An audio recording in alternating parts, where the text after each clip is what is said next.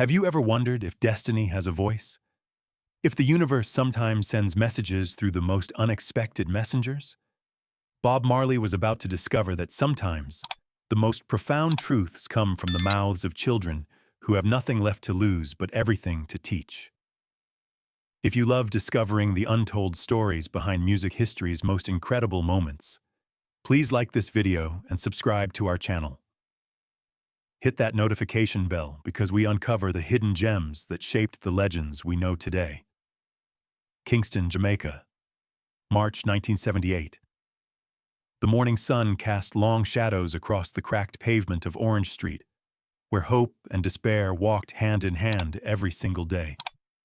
Bob Marley was driving his beaten-up Land Rover through the same streets that had shaped him, heading to Tough Gong Studios to work on what would become the Kaya album.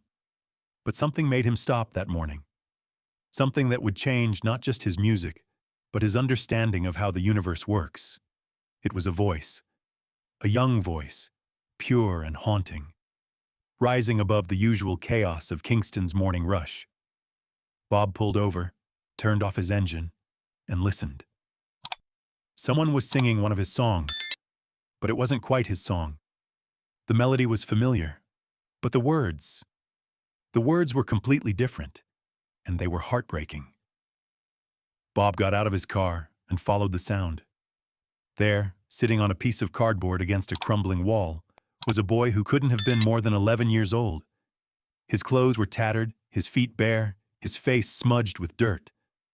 But when he sang, something magical happened. The chaos of the street seemed to quiet down. People slowed their steps. Even the stray dogs stopped barking.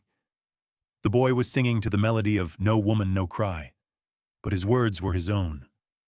No mother, no father, no home tonight. Everything gonna be all right. No food in my belly, no bed tonight. But everything gonna be all right. 'Cause Jah love lives in my heart tonight, and everything gonna be all right. Bob's heart stopped. He had never heard those words before, but they felt like they had been living in his soul his entire life. The boy noticed Bob watching and stopped singing. His eyes went wide. Bob Marley was unmistakable in Jamaica. Everyone knew that face, those dreadlocks, that presence. You're Bob Marley, the boy whispered. Yeah, Bob said gently, using the Rastafarian term for I am. What's your name, little brother? Marcus, the boy said, scrambling to his feet. Marcus Brown? Marcus, where did you learn that song? Marcus looked confused. What song? Your song? Everyone knows No Woman, No Cry. No, the words you were singing. Those weren't my words. Marcus's face clouded over. Oh, those. I made them up. Sorry if I messed up your song, Mr. Marley. I don't mean no disrespect. Bob knelt down so he was eye level with Marcus. Brother, you didn't mess up anything. Those words. They were beautiful. Where did they come from? The impossible truth. Marcus shuffled his feet, looking embarrassed. I dream them sometimes. Different words to your songs. Like someone's teaching me in my sleep. Bob felt a chill run down his spine. What do you mean someone's teaching you? There's this man in my dreams. Old man with a white beard. He sits with me and sings. And when I wake up, I remember new words to your songs. But I thought I was just making them up. Bob's breath caught in his throat. An old man with a white beard. In Rastafarian belief, this could be Jah himself, or one of his messengers. But this was a street child. How could...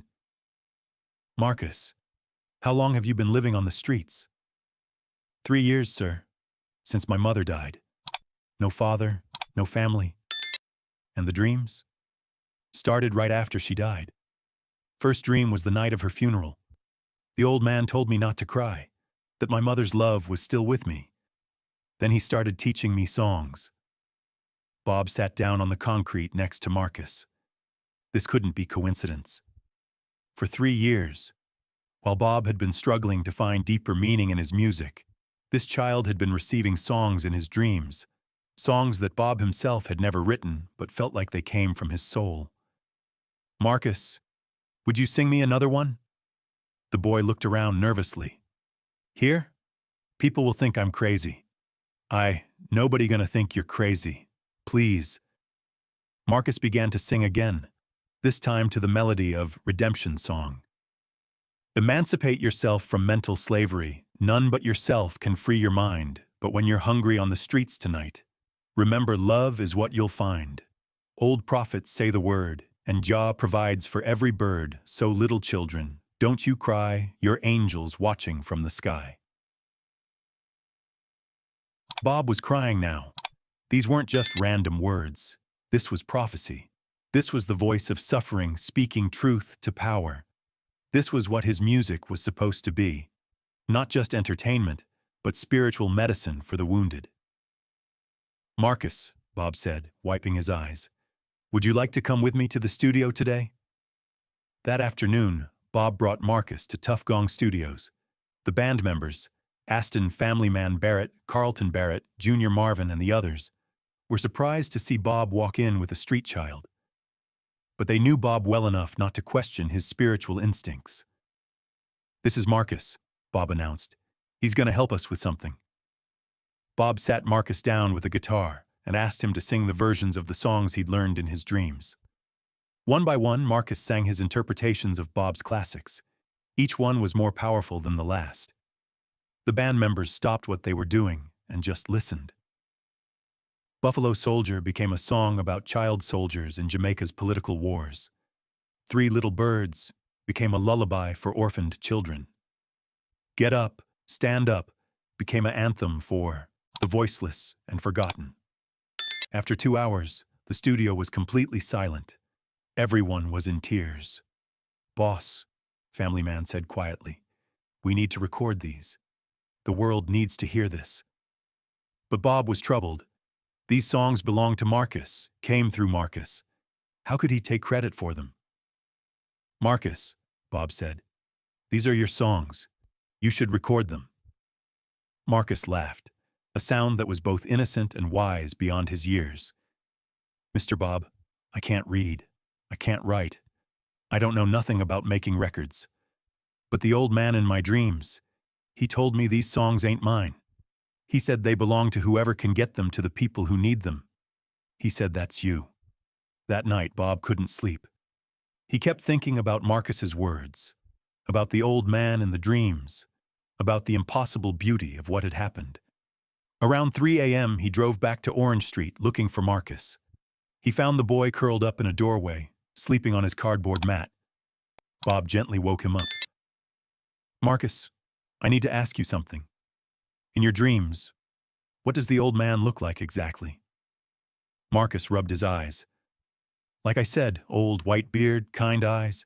He wears white robes, and he has this smile that makes you feel like everything's gonna be okay, no matter how bad things are. Does he ever tell you his name? Yeah. He says I can call him Selassie. Says he's a friend of yours. Bob's heart nearly stopped. Haile Selassie the Homs, the Ethiopian emperor whom Rastafarians revered as the earthly incarnation of Jah, had died 3 years ago, the same time Marcus's dream started. Marcus, Emperor Selassie, died 3 years ago. The boy looked confused. Died? But he's in my dreams all the time. How can he be dead? Bob realized he was in the presence of something miraculous. Somehow, this homeless child was channeling the spirit of the man Rastafarians considered divine. The songs weren't coming from Marcus's imagination. They were coming from a higher source. Over the next 3 months, Bob spent every free moment with Marcus. He moved the boy into his own home, much to the concern of his wife Rita and his management team. But Bob knew this was bigger than personal comfort or business concerns. Together, they worked on transforming Marcus's dream songs into studio recordings.